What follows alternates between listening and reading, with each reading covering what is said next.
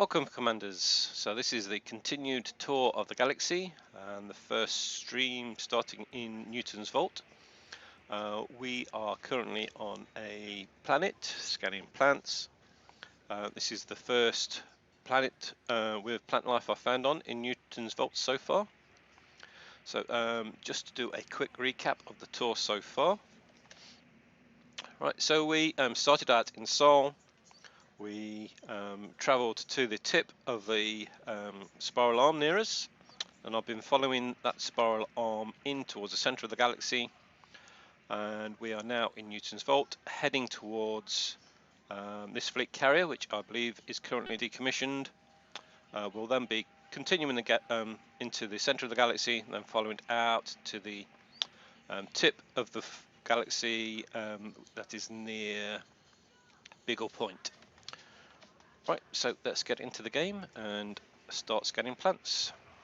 So I've already scanned one of these.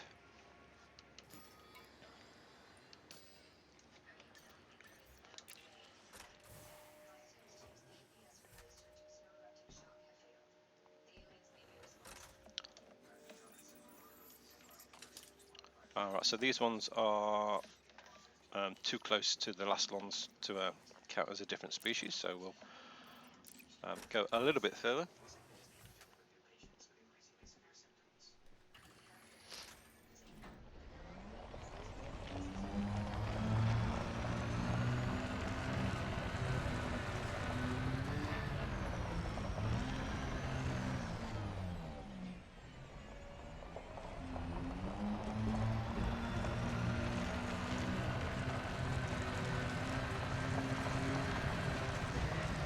Okay, these should be far enough away that we can scan these as well.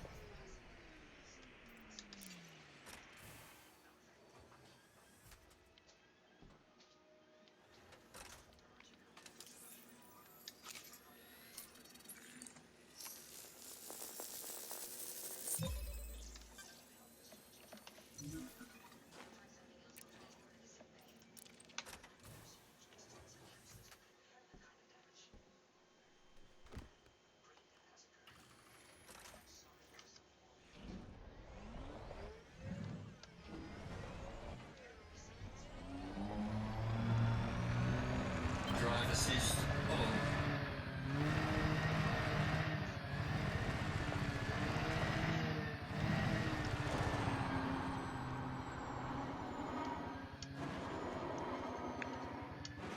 Right, so these should be far enough away from the last lot that we can scan these as well, and that will be the scan completed.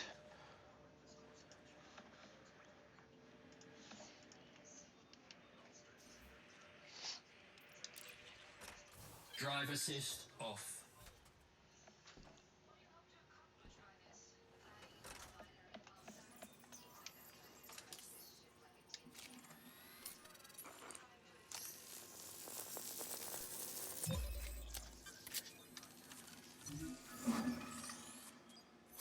Okay, that's that. That's it's, an orange colour from the headlights, rear lights on the SRV.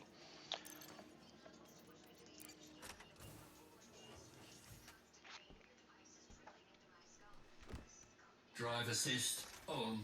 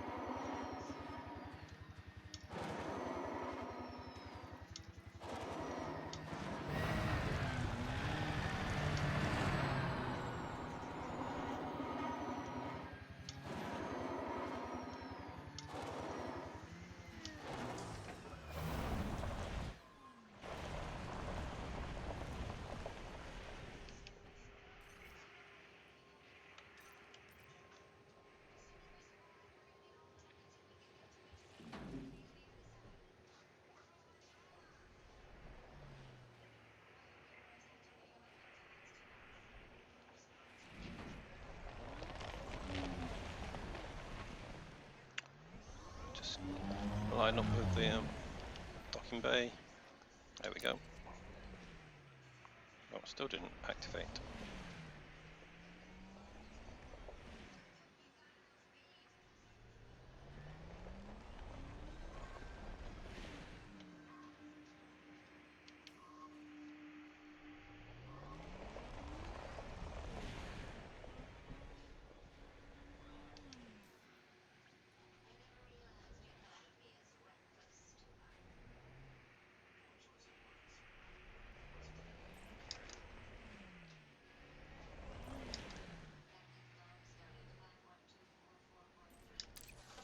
There we go.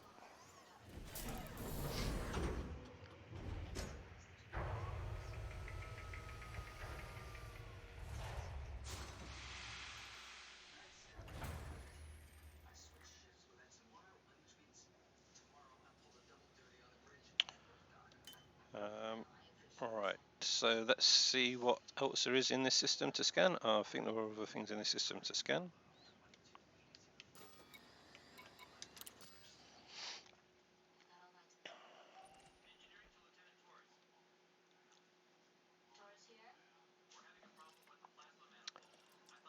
Right, so we scanned the water world there.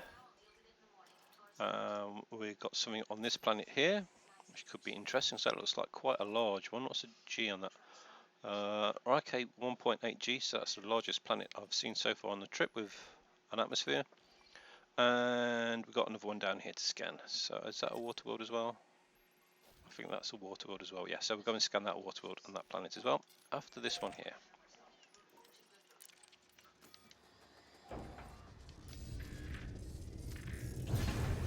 Power plant capacity exceeded. Landing gear retracted.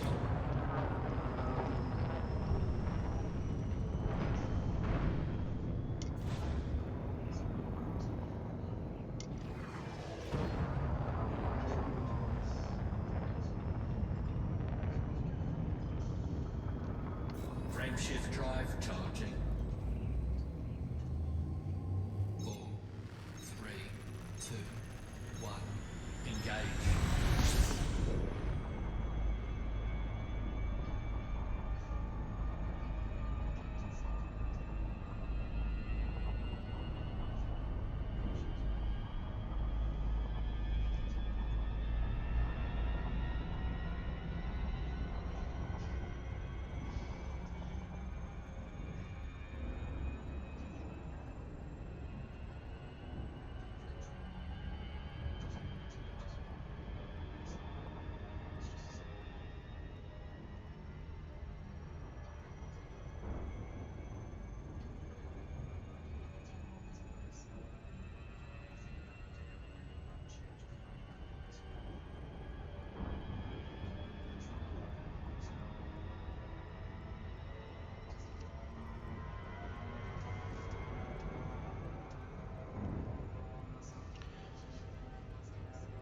Thirty thousand light seconds away.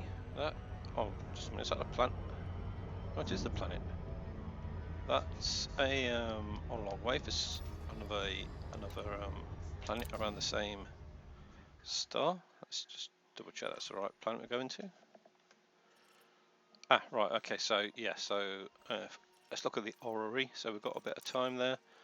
So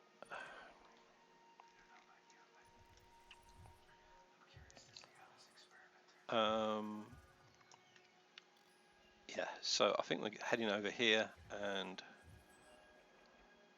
no, that's not right. So where are all the planets? Okay, so this is a planet in an eccentric orbit around this star, and it doesn't seem to be matching up with any of the other planets around there. And the next stars we're going to go to is over here, which is, yeah, so that's a yeah, that's a more ordinary system. Right, so it is right, it's a very strange orbit.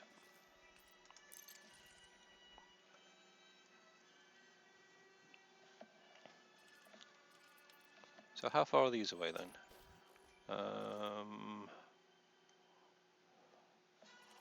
yeah, so that's 180 light seconds. So yeah, considerably more than the one we're heading to. Oh no, I just clicked on the wrong one now.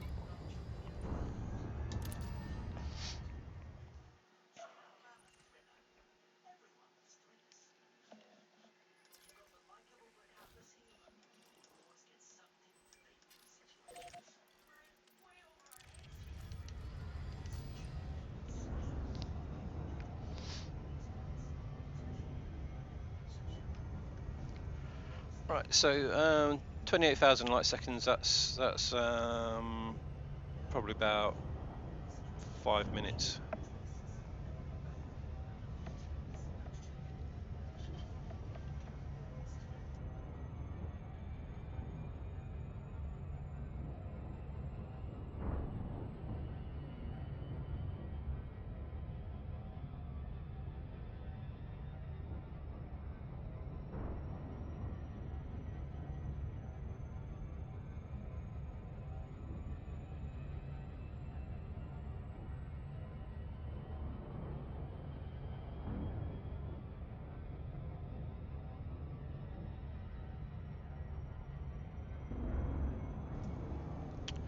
Right, so the link at the top of the screen at the moment, that is a link to the itinerary for the tour.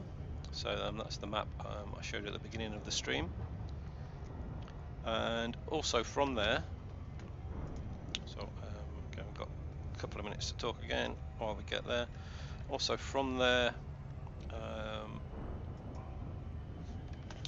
yeah, so if you click on the things on the screen, it will show you screenshots and links to the YouTube videos.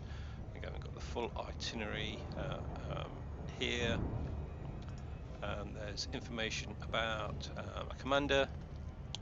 Over here we've got information about the ship and the full ship build.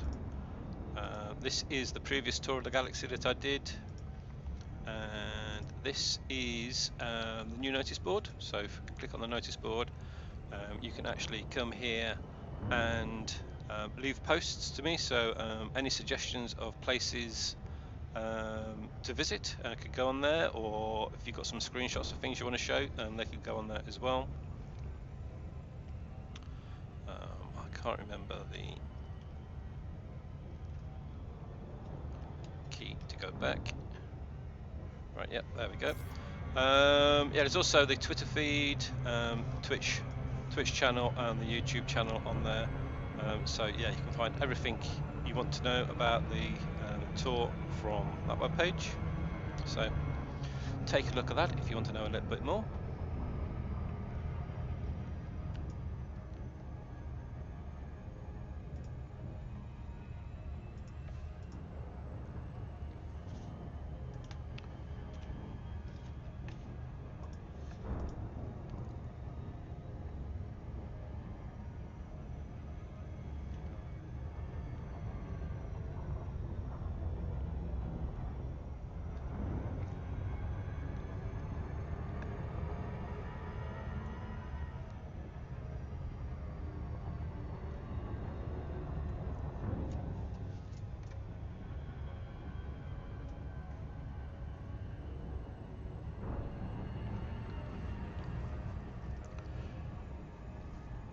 So this is a relatively high G planet compared to everything I've landed on so far. So if I do have to land on here, I have to be extra careful in landing.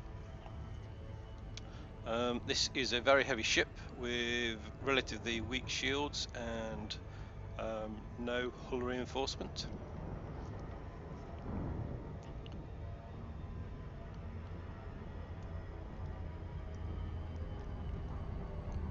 That's an interesting coloured planet.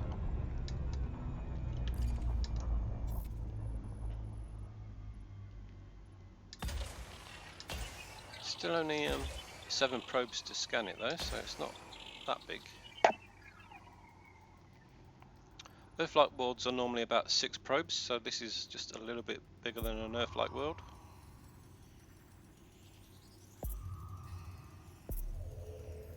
Surface scan by 50%. And mainly geological stuff on there. So there's 3 geological things. So lava spouts, femoral and vents. So yeah, we're not interested in there. So let's go and scan the water world and the planet with an atmosphere that we can land on near the other water world. So that's over here.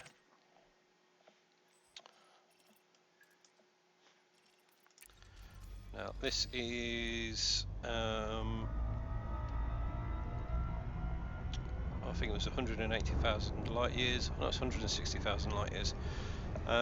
So that's going to be possibly about 10 minutes, quarter of an hour to get there. So while we're flying over there, I shall put on some more content from the codex.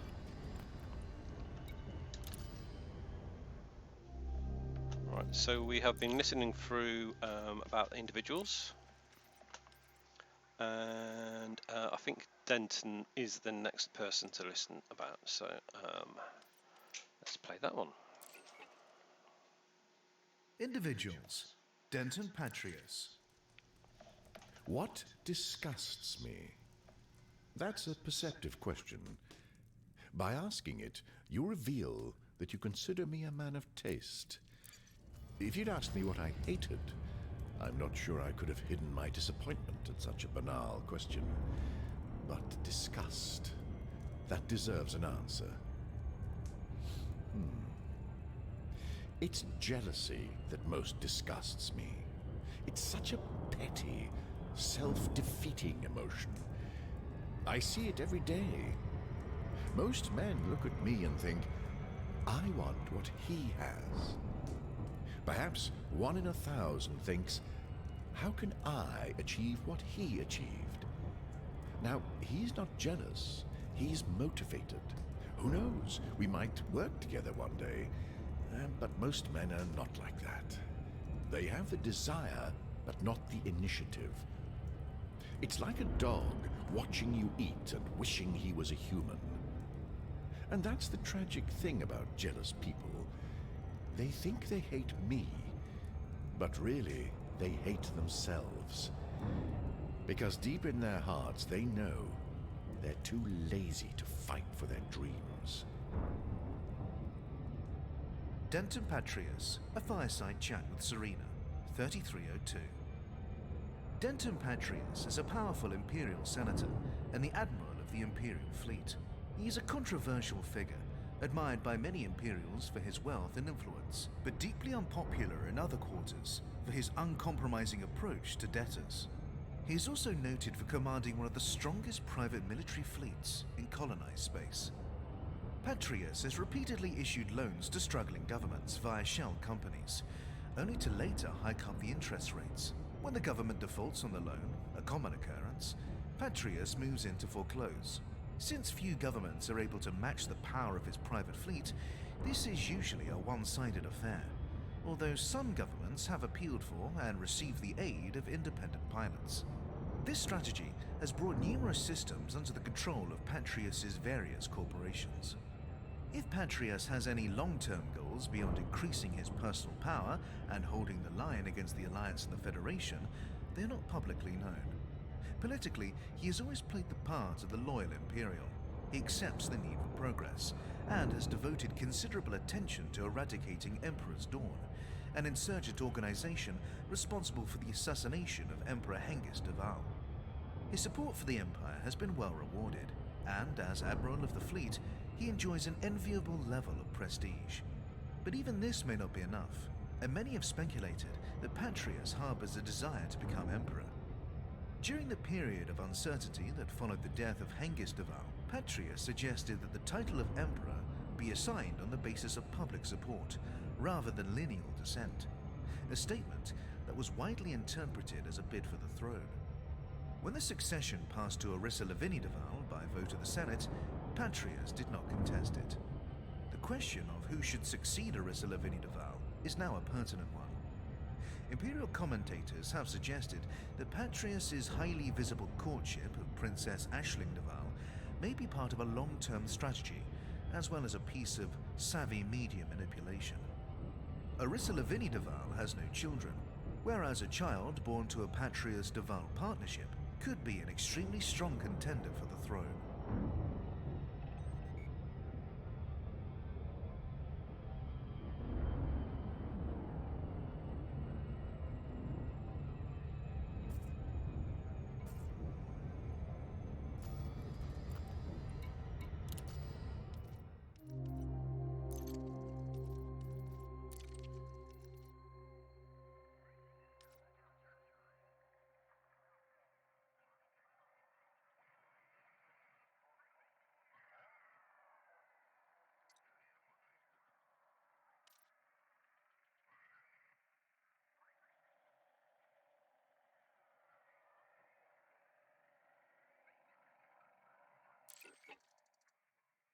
Individuals: Edmund Mahon.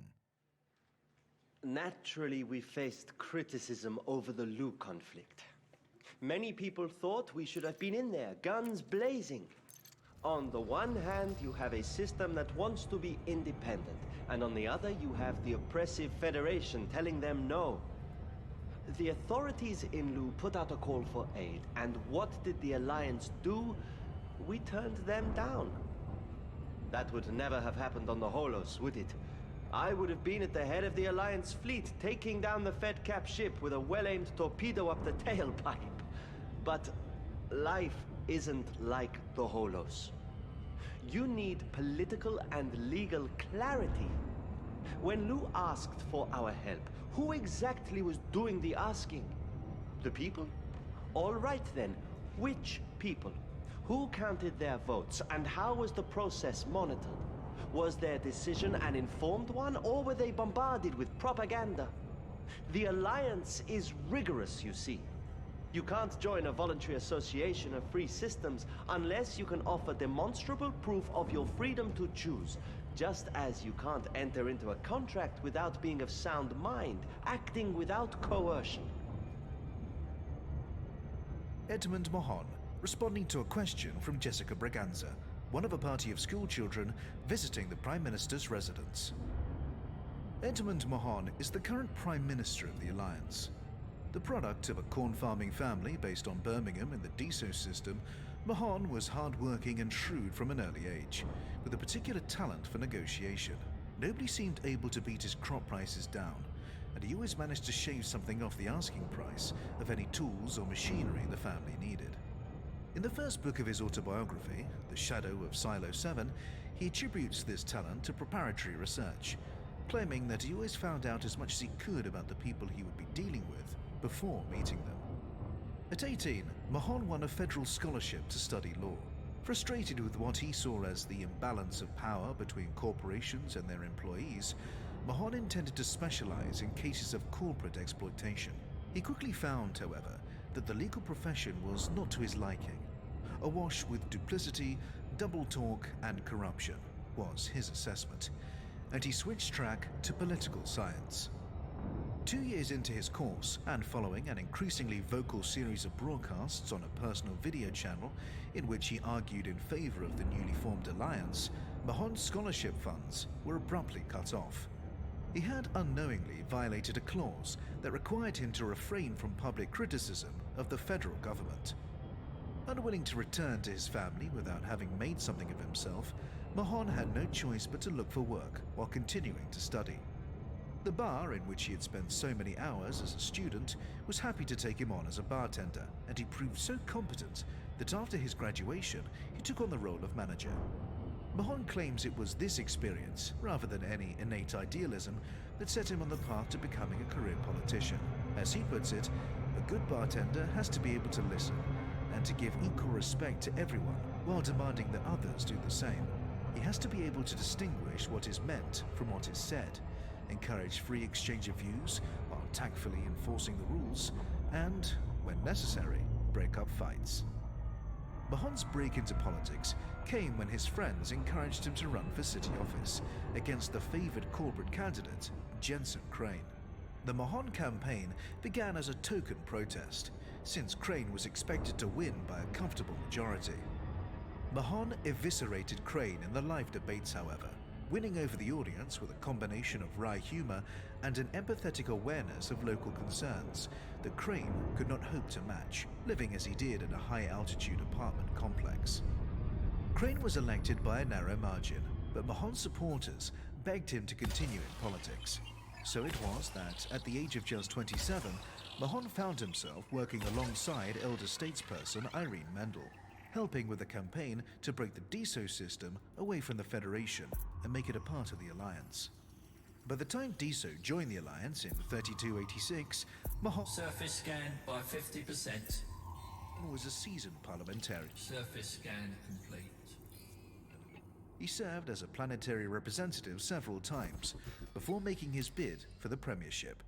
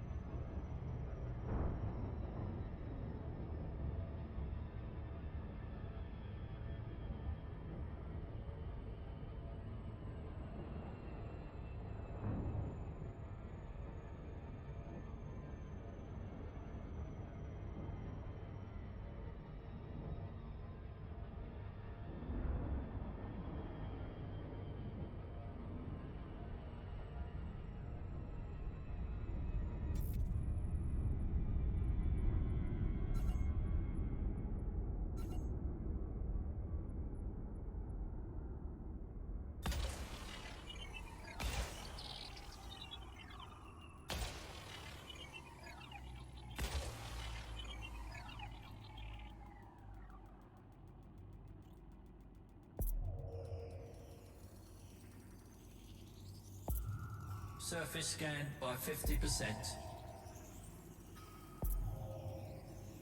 Surface scan complete.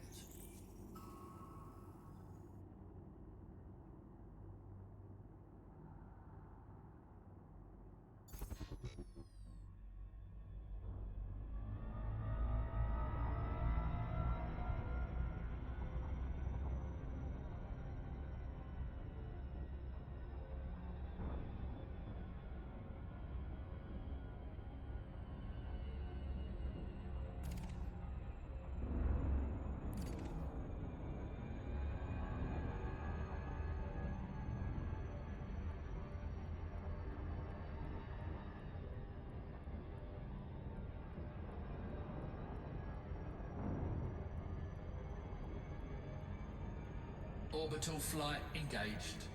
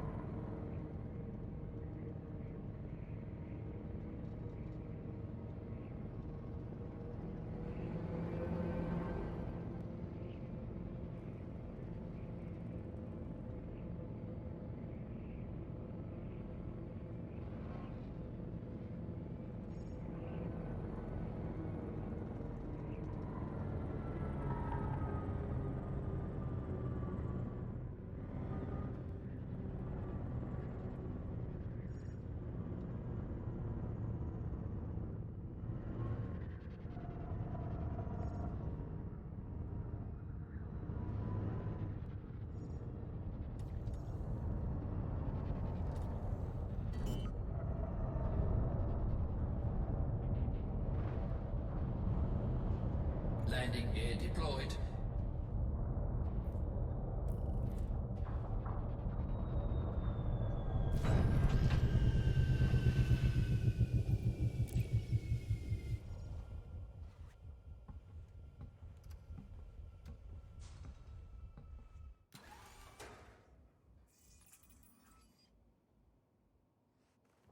Warning. Dangerously low temperature detected.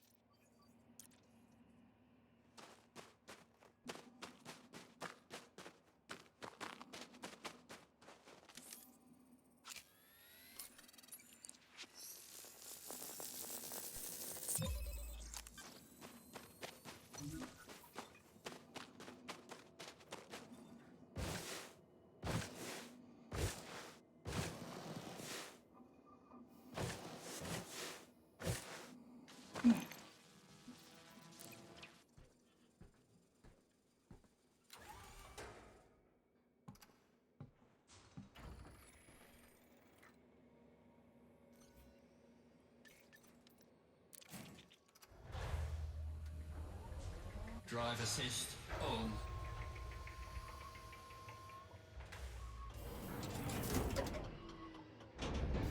No gravity warning.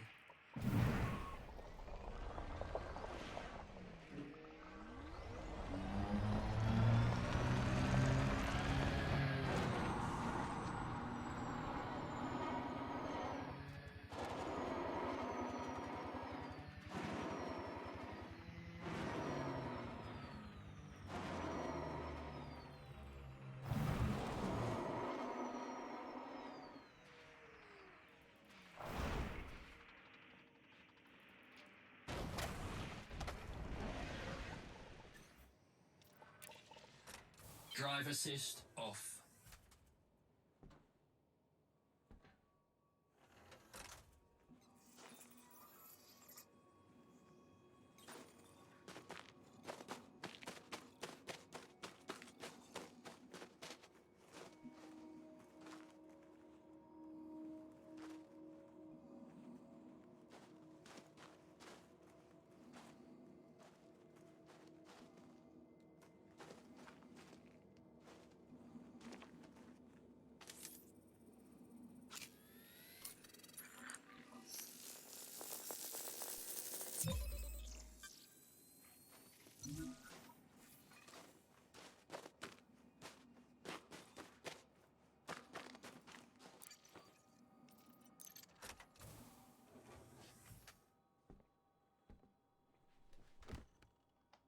Drive assist on.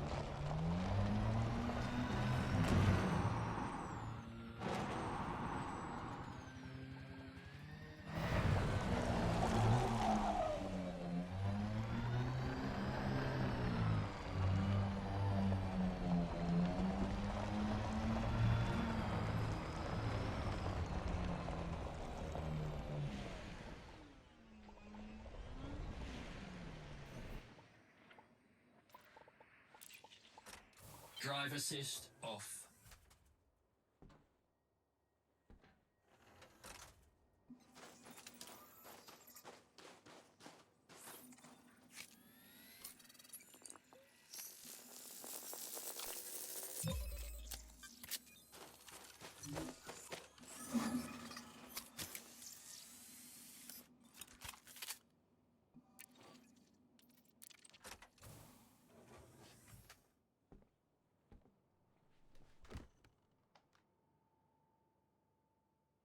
Drive assist on.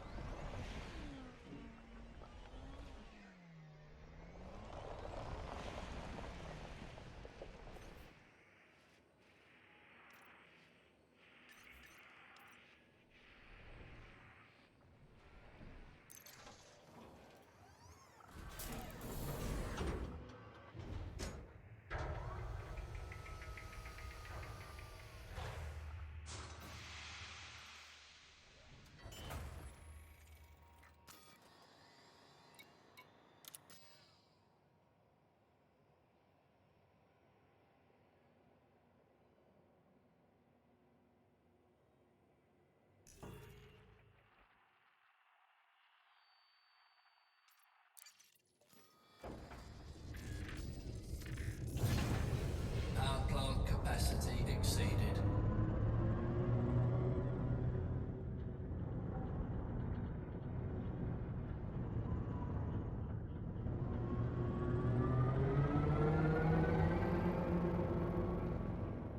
Cannot comply.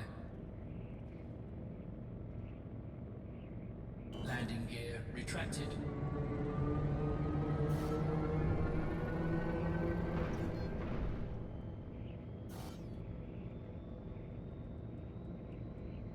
Frameshift drive charging.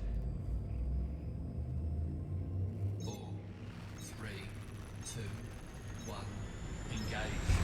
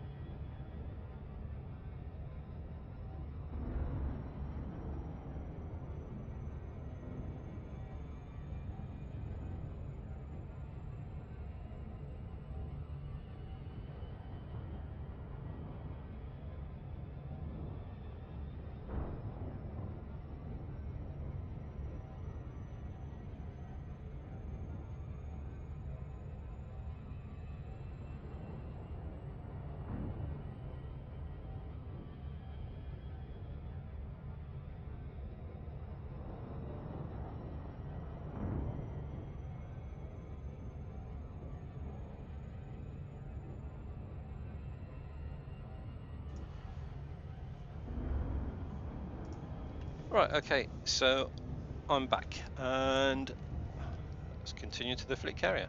Frameshift drive charging.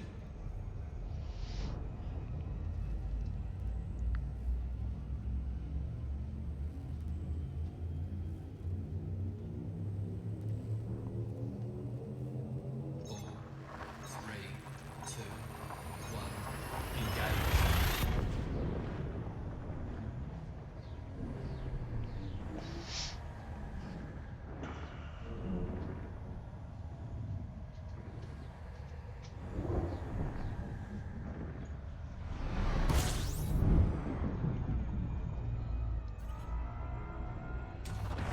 Fuel scooping.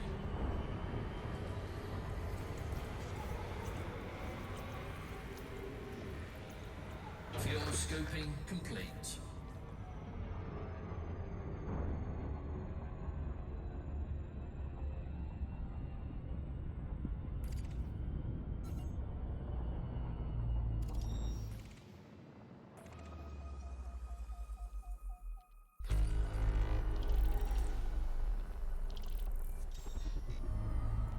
Frameshift drive charging. Yep, so nothing in this system to look at, so we'll just keep jumping and see how many jumps we've got to go. 21 jumps to the fleet carrier. Four, three, So that will probably take about 25 minutes. engage. That's assuming we don't actually find anything on the way that we need to stop and scan.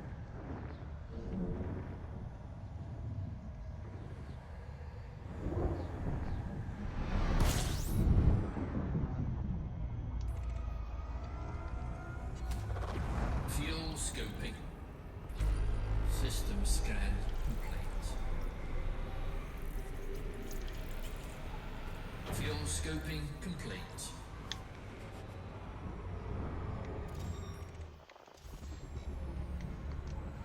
Frameshift drive charging.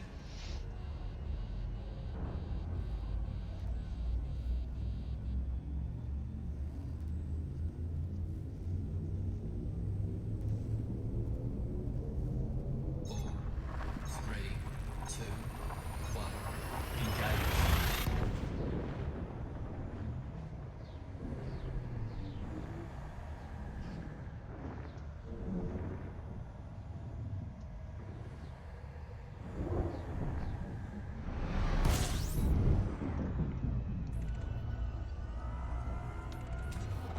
Fuel scoping.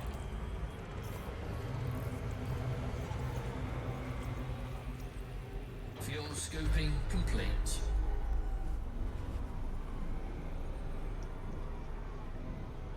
Warning, temperature critical.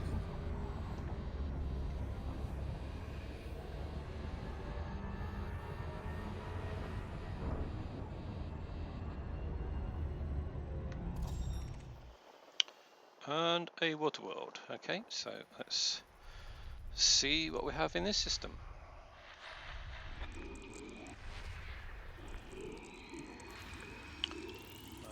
One gas giant with the same with ammonia-based life form.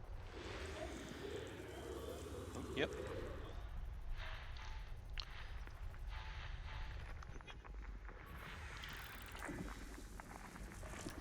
I'm not quite sure why that triggered a codex entry.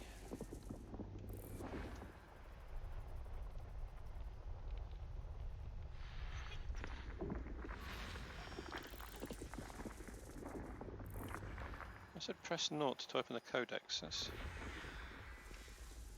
press O. Is it O or 0? Alright, not quite sure what that was about.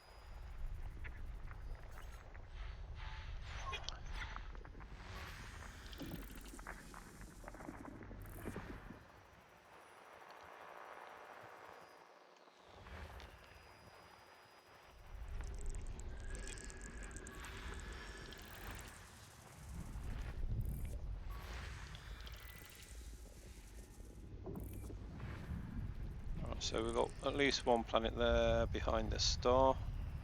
So we're going to have to move before we can scan that. So that one's got a lot of geological activity.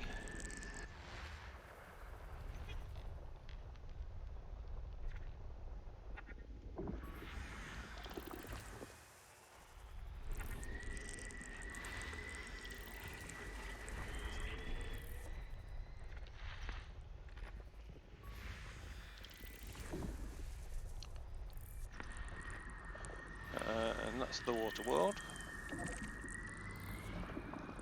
And it's just that one planet behind the star to scan. Right, so let's head off towards the... well, we'll look at the system. I didn't see anything in there that was likely to have life on it. No, so we've got so most of the planets are landable, and a few have atmospheres, but none of the landable ones have atmospheres. So we'll just go to the water world, scan that, and then we'll look back and scan the last planet in the system before we leave.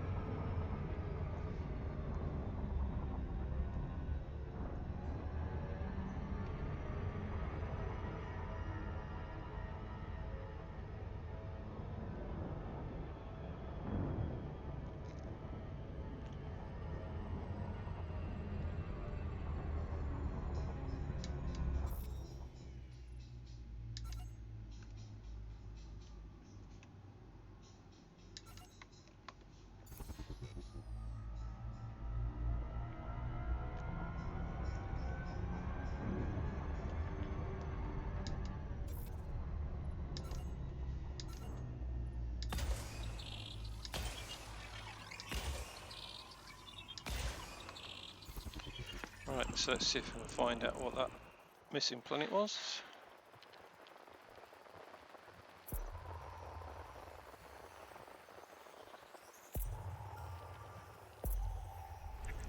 Surface scanned by 50%. System scanned. Yeah, I think on there we want to Surface visit. scan complete. Right, so off to the next system. Frameshift drive charging.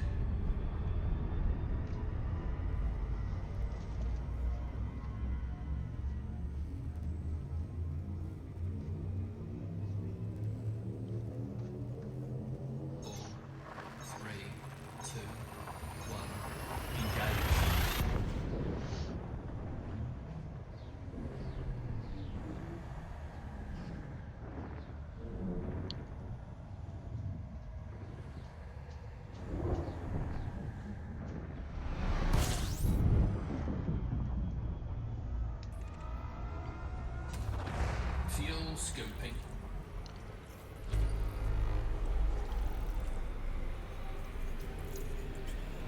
Fuel scoping complete. Warning, temperature critical.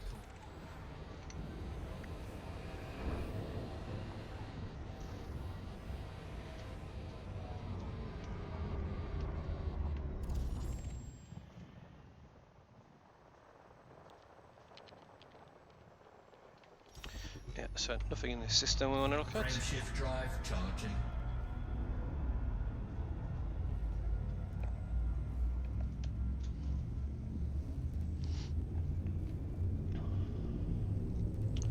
Yeah, so when I look at the system, we're basically looking for water worlds, earth-like worlds, and ammonia worlds.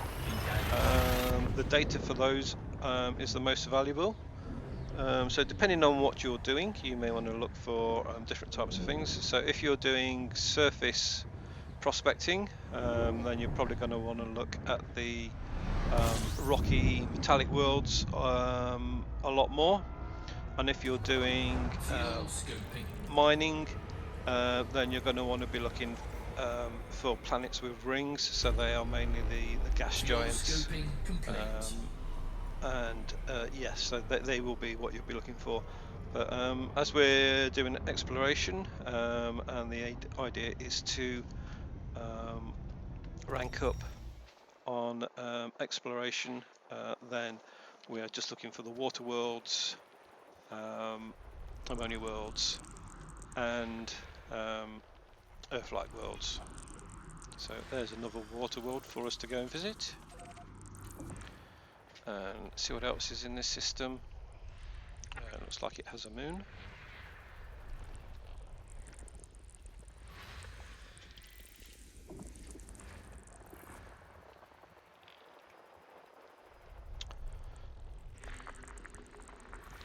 And again, if you are doing surface prospecting, then I haven't tried it since we've gone to Odyssey, but it was you found a lot more of the higher value materials at geological sites. Now, previously in Horizons, geological sites were a limited number of sites on planet, no more than 20. And they were only sort of a few kilometers across. Now the spread of geological sites is a lot greater across planet surfaces, and again, consequently, because of that, they are a little bit further apart. So I haven't actually tried surface prospecting with the new geology system on the planets. So I'm not sure how much faster it is to gather materials on those planets anymore.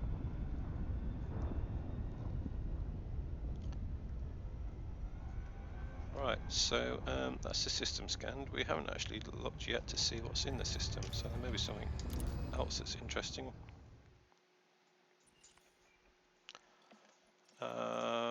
Right, so the only planet is orbiting is the moon of the Earth-like world. So yeah, so we are going in the right direction. Anyway.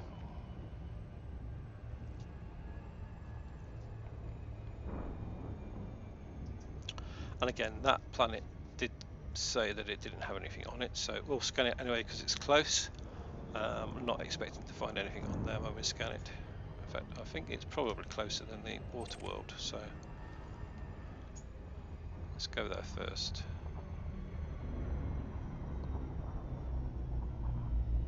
I can't tell which one's closest. I know it is the water world closest.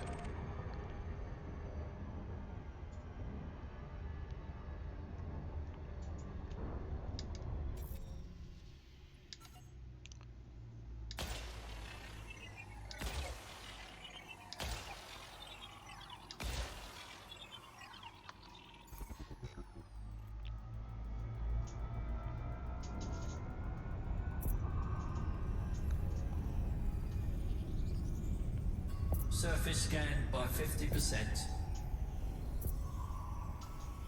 Surface scan complete.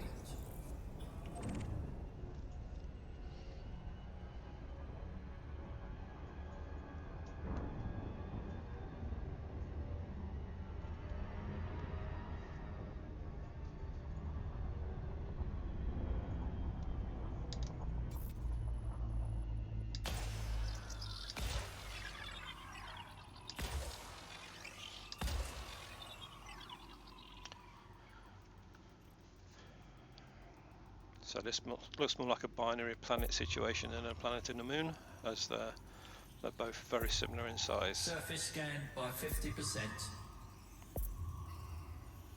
Surface scan complete. Yeah, as expected. Nothing on there. Alright, so off to the next system. Frameshift drive charging.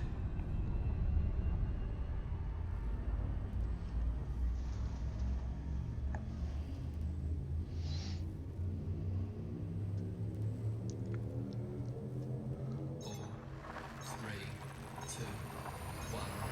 Engage.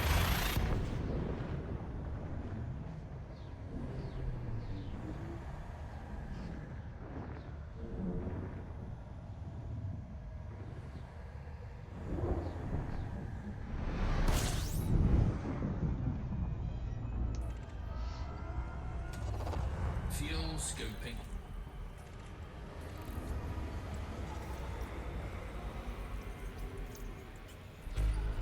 Fuel scooping complete.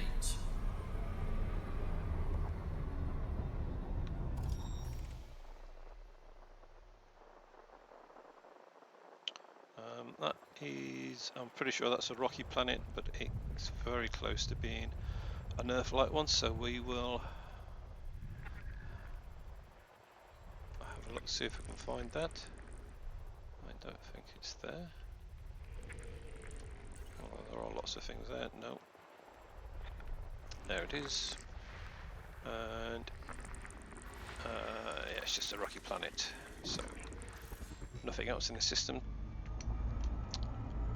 Frameshift drive charging.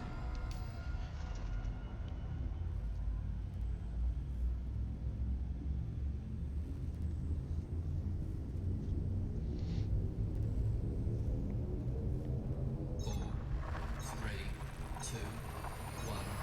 Engage.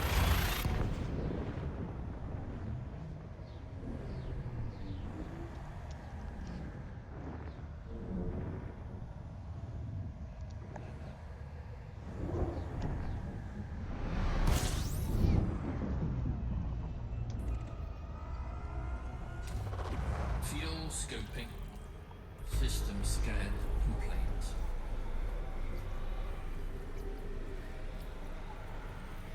Fuel scoping complete.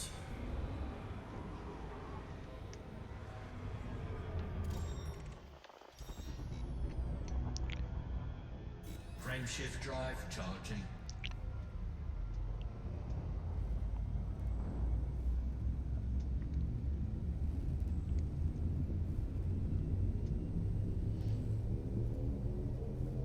Four, three, two, one. Engage.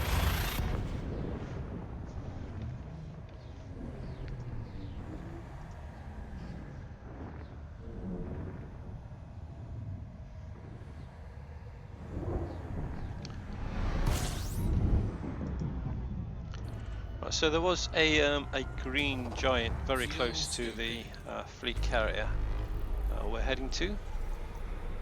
It's probably just a couple of jumps away.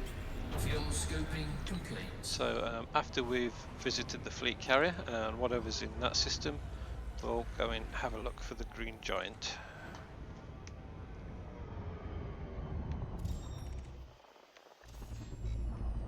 Frameshift drive charging.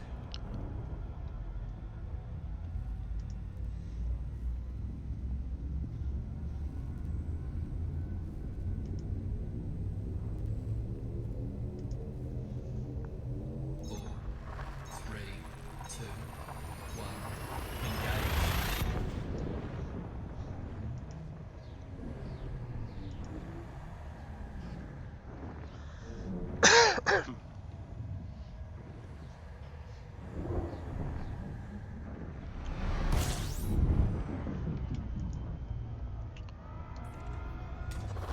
Fuel scoping. System scan. Alright, so I've just looked at the map. The green giant is Fuel actually scoping complete. the other side of the fleet carrier from where we want to go afterwards, so I shall redirect to the green giant first.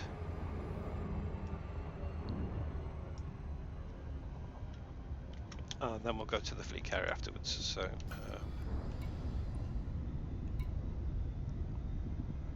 So at the moment it's 13 jumps. I can't imagine it'd be much more than 14 or 15 to get to the Green Giant.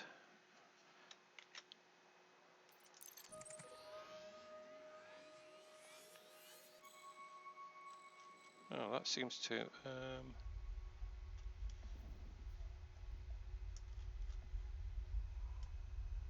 Right, okay. I don't know where we've been heading. It looks like we've been heading...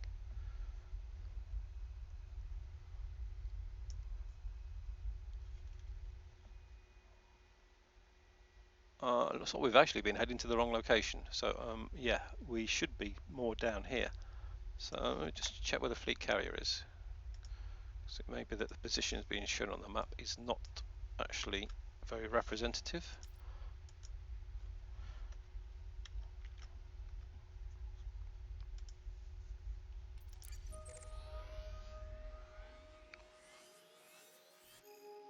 Yeah, don't know why we've been heading there. So I obviously plotted in the wrong route at some point. So right, so in that case, it's probably the Green Giant is actually on the way to the fleet carrier now. So let's actually plug that back in.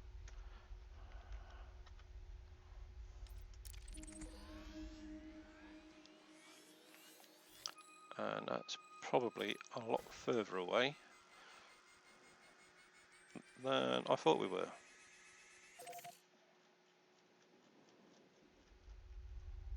Right, so we just come from down here, so we should have headed up to there, but it looks like it was heading to this system up here where I have been to previously, so I must have left that as the last place I'd plotted a route to.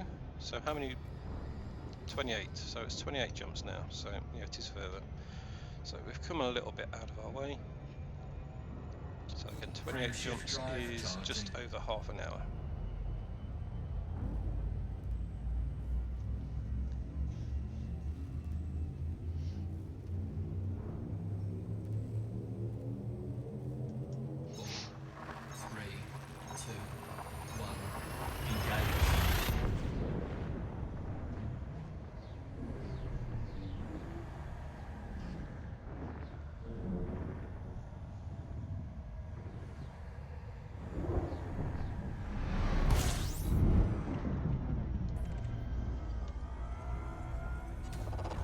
Fuel scoping.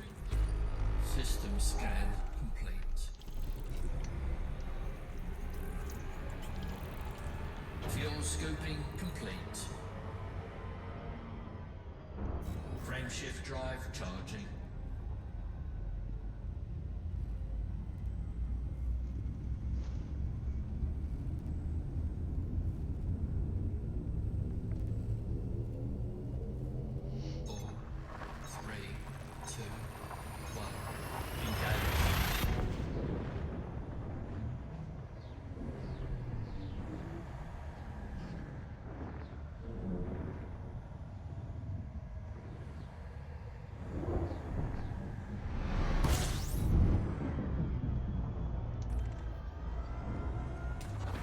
Fuel scoping.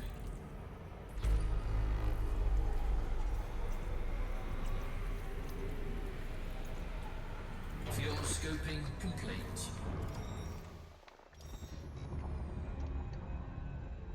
Frameshift drive charging.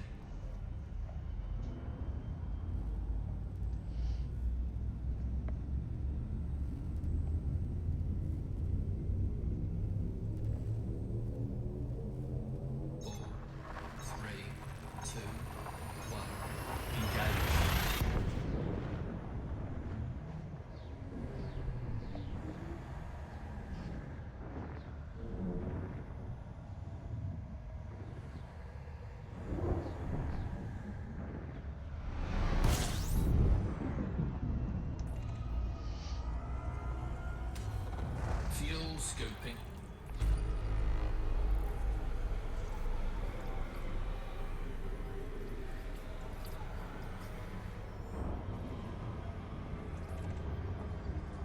Fuel scope disengaged. Frameshift drive charging.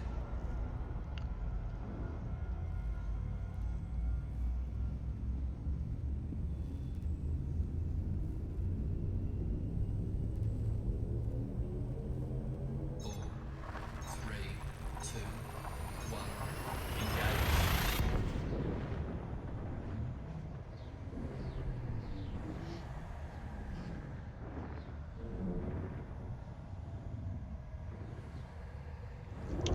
Oh, it's a very bright one. I imagine that's a neutron star. Oh, no, it's not a neutron star, it's just a white giant.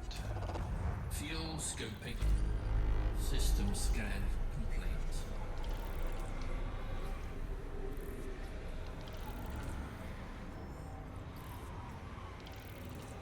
Fuel scoping complete. Frameshift drive charging.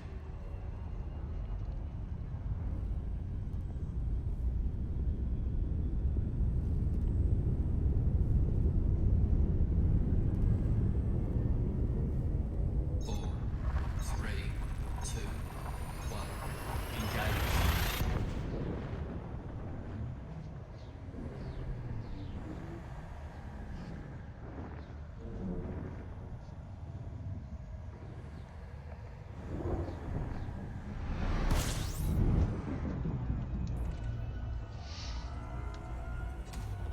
Fuel scoping.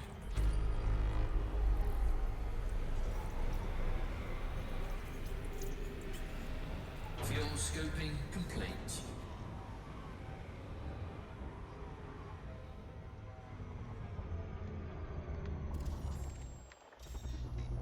Frameshift drive charging.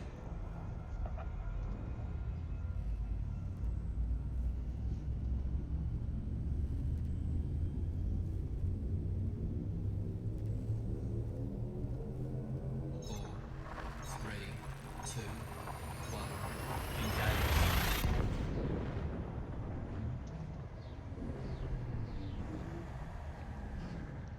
Pink star, okay. These are normally brown dwarfs, which I've filtered out of my route.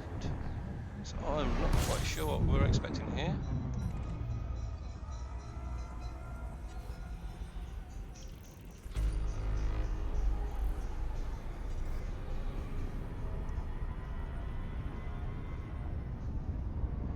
Right, let's just have a quick look at the system map, see what kind of star that is, and see why it's not filtered out of my route.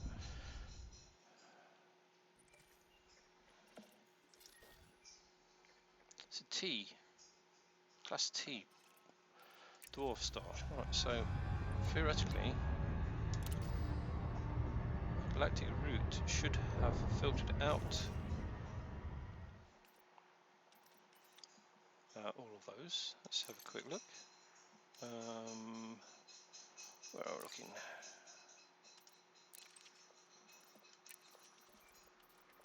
So T, yes, so T is filtered out. Apply to route hasn't been turned on. Okay, wonder if it's forgotten that. It's been a long time since I've stopped at a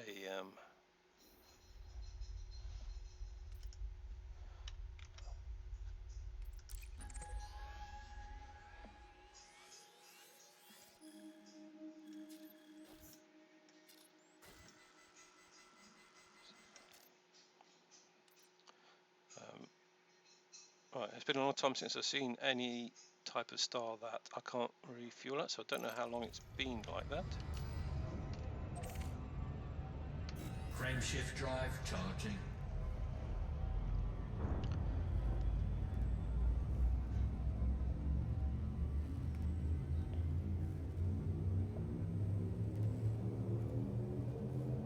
Four, three, two, one.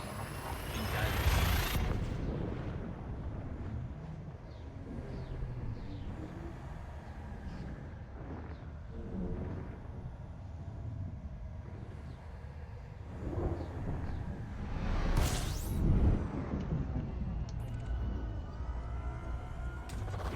Fuel scoping.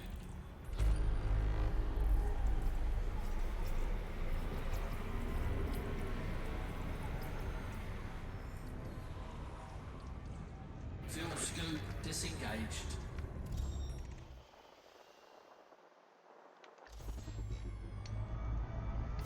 Frameshift drive charging.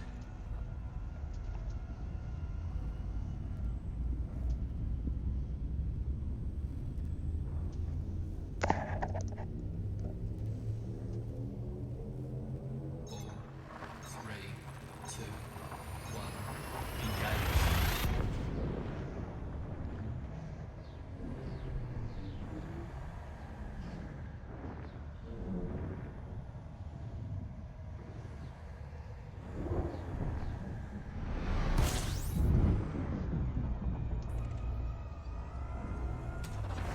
Fuel scoping.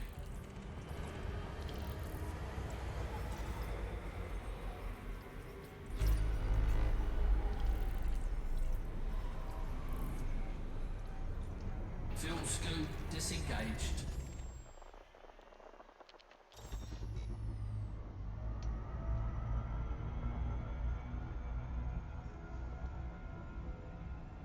Frameshift drive charging.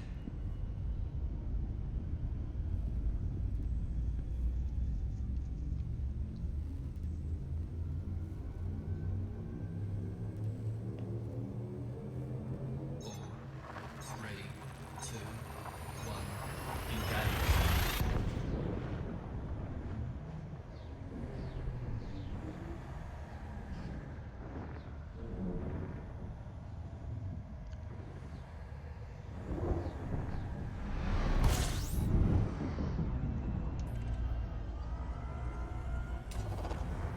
System scan complete.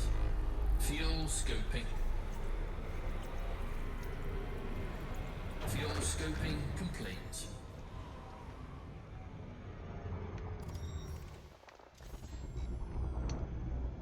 Frameshift drive charging.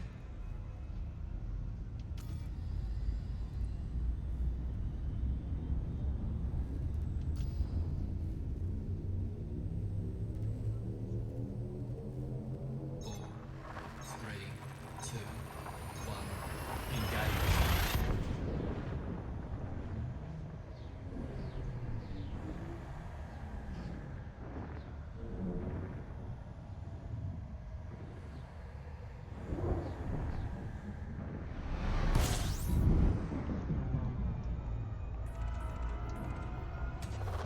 Fuel scoping.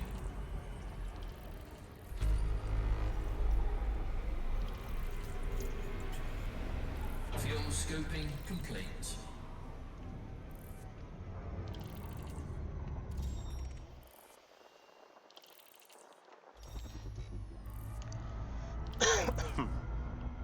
Frameshift drive charging.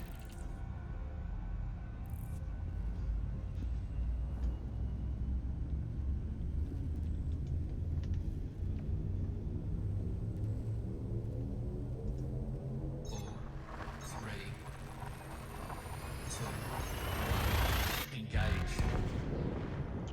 Oh, there's a strange noise there.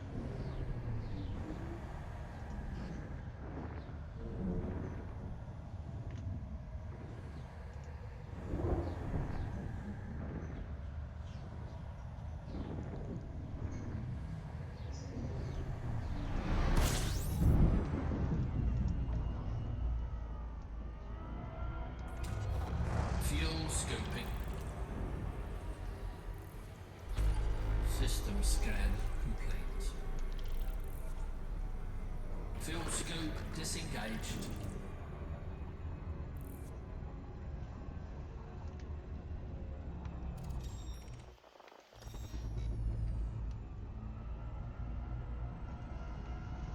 Frameshift drive charging.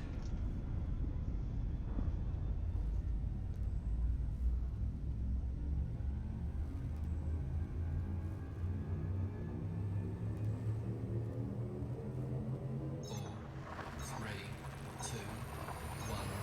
Engage.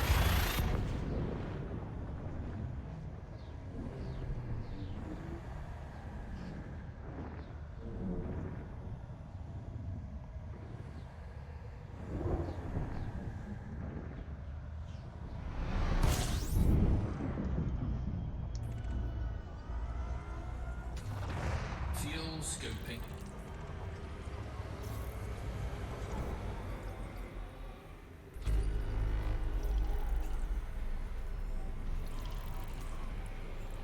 Fuel scoping complete.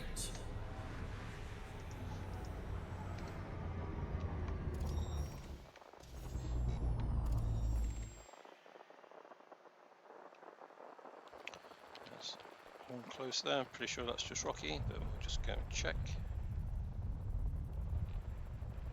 There it is. Between the two stars. Yeah, it is just rocky. Frameshift drive charging.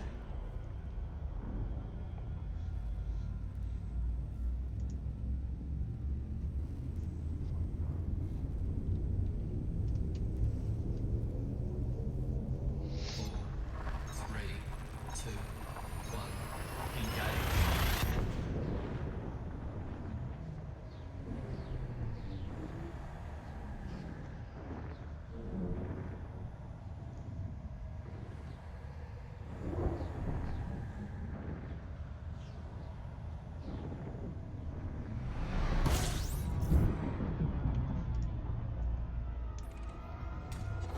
Fuel scoping.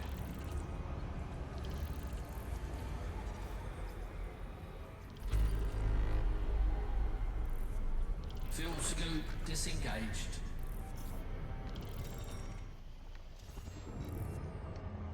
Frameshift drive charging.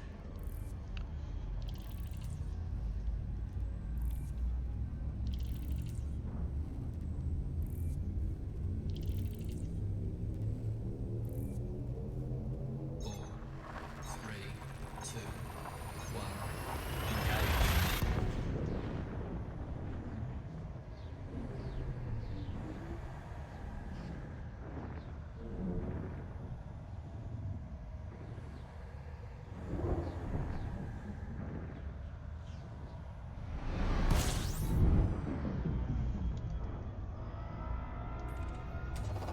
Fuel scoping. System scan complete. Fuel scoping complete.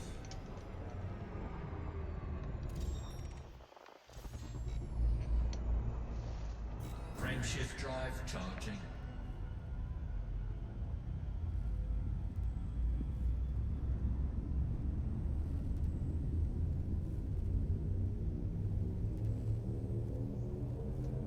Four, three, two, one. Engage.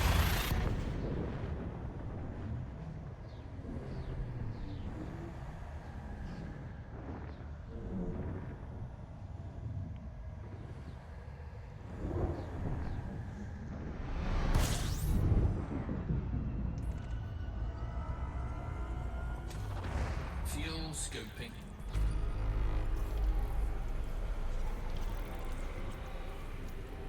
Fuel scoping complete.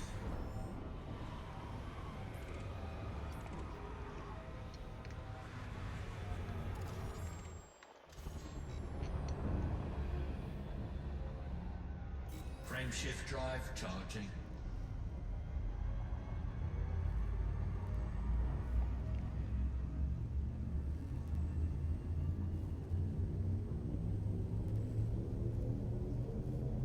Four, three, two, one.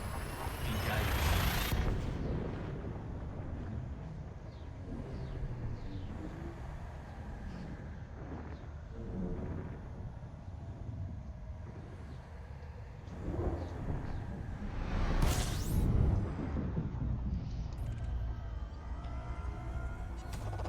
Fuel scoping. System scan complete. Fuel scoping complete.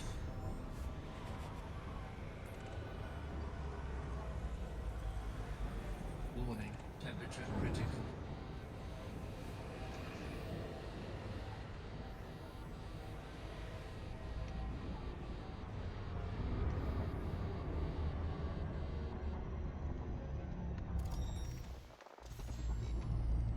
Frameshift Yeah, drive so it's been charging. very empty in this sector of the galaxy.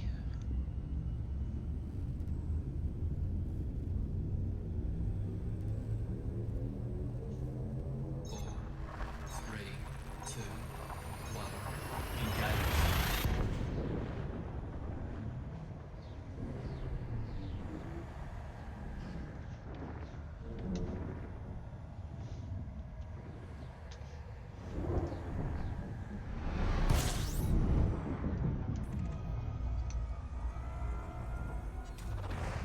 System scan complete. Fuel scoping. Fuel scoping complete.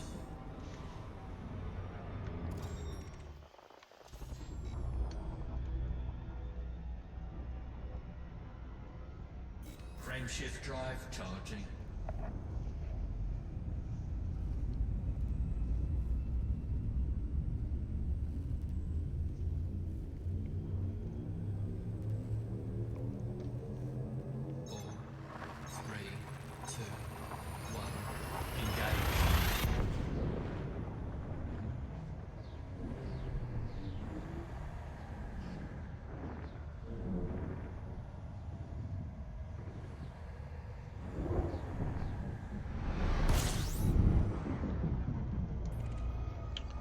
Yeah, so we're heading to the Green Giant. The last Green Giant I went to looked very blue, Fuel scoping. and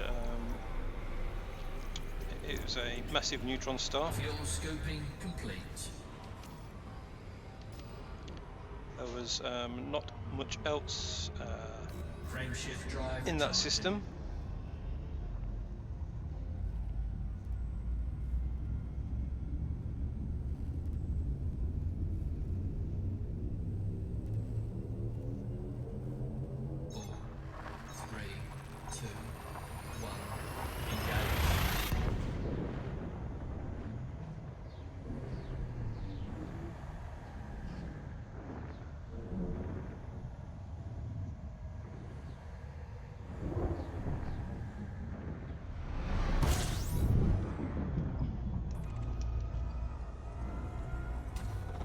Fuel scoping.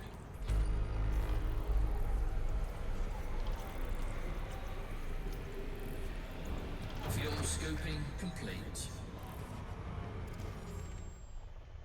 Oh, we have a water Warning, world. Temperature critical. Let's just get a little bit further away from the sun, star, and I'll scan the system.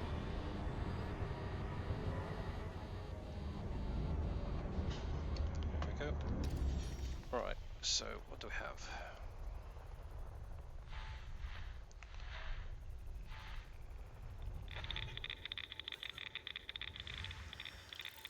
Alright, so one belt cluster.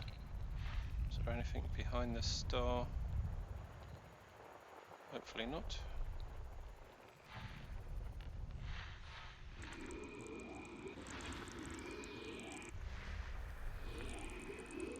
This looks like a gas giant. Is that another gas giant? No, two gas giants.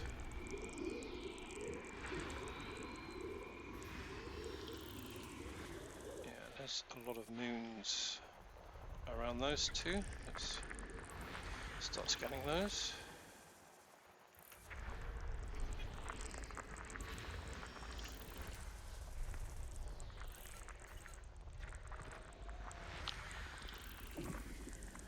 Two biological things on there, so we will go and visit that planet. Two on there as well. Alright, so it looks like we're going to be spending quite a lot of time in this system.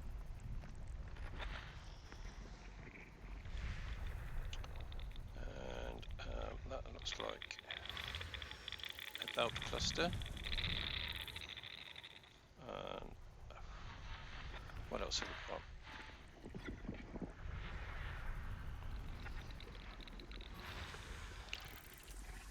Some geological activity on there.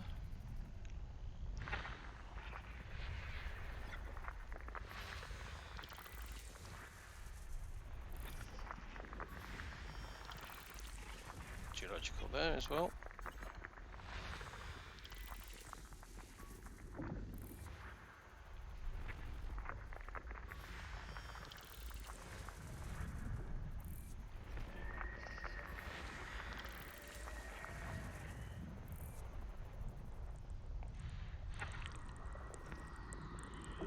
And there's the water world.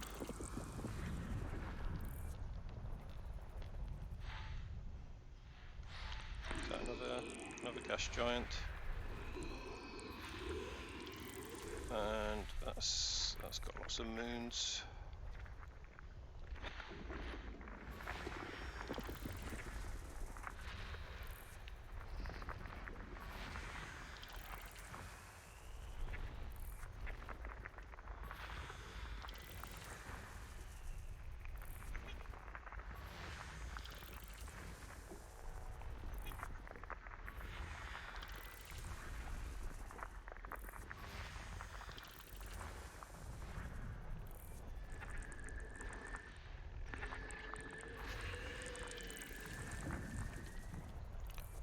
Right then, let's, well, can't remember if we're going up or down now, so found so many planets there. Right, so we still have 7 to find. One of those is a gas giant. Just check it's not behind a star. Yep, nope. Alright, so there's a gas giant, and I suspect the rest of them are moons.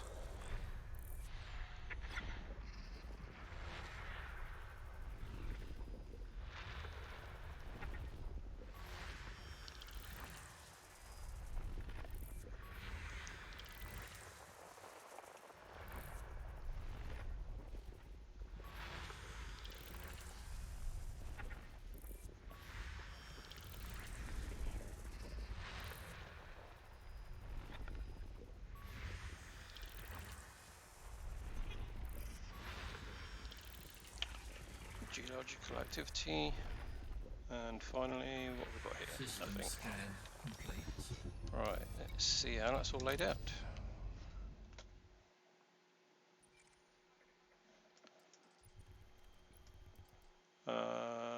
Right, so is that the water world? Nope.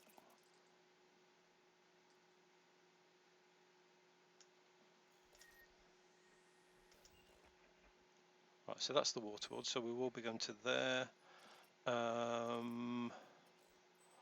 Right, so I suspect the planets with biology will be these two here.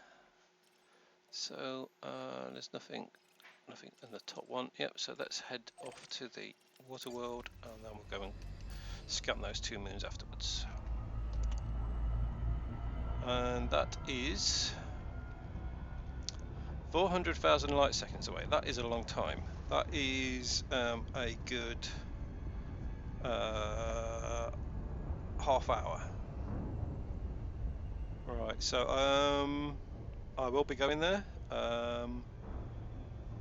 I don't expect you to sit around for half an hour while we get there, so I think this would be a good time to end the stream.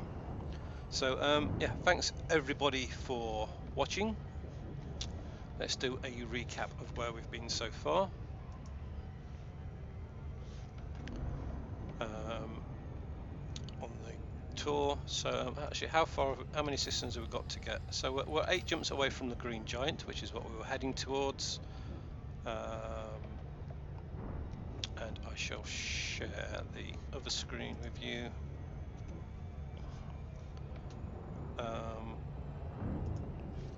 Yeah, so we are here. We were heading for here, but I accidentally plotted a route to a system I'd been to before up here, and so we got there, and we're now heading back there, and there's a green giant just here before we get to the fleet carrier.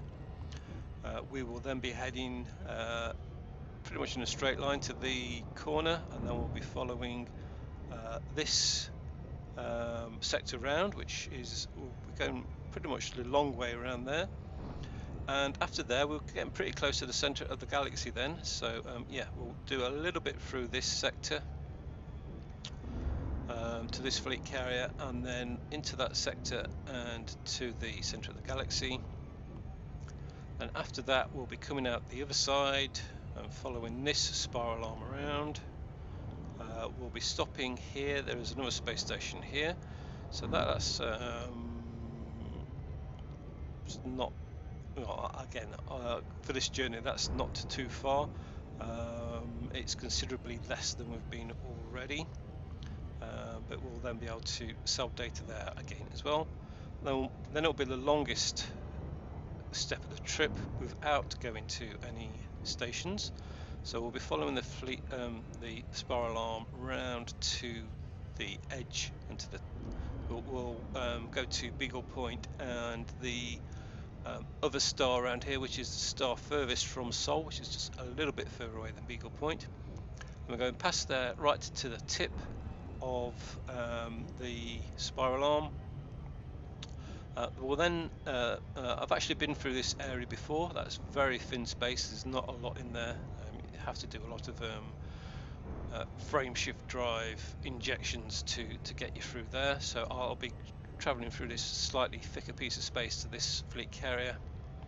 And we will be going, depending on how we're doing getting to Elite, we will be possibly just flying straight over to this point without doing many scanning. If it looks like I will be not be able to make the top ranks by doing that, I may scan planets on this way as well. And then we'll be spiraling back in towards the center of the galaxy. We'll stop at Colonia. Now hopefully by the time we get to Colonia, the new engineers will be active in Colonia, in which case I will probably spend a couple of weeks in Colonia collecting the engineers. We'll then go into the center of the galaxy again. Okay, we can sell the data here, and then do the last spiral arm. So we'll be following this spiral arm out. We won't be stopping at Sol on the way, so we'll be following it all the way to the tip over here. And then again, depending on how much extra data I need to get to Elite 5 for exploration, or if any, we will then be going quickly and just visiting these last two fleet carriers on the way back to Sol.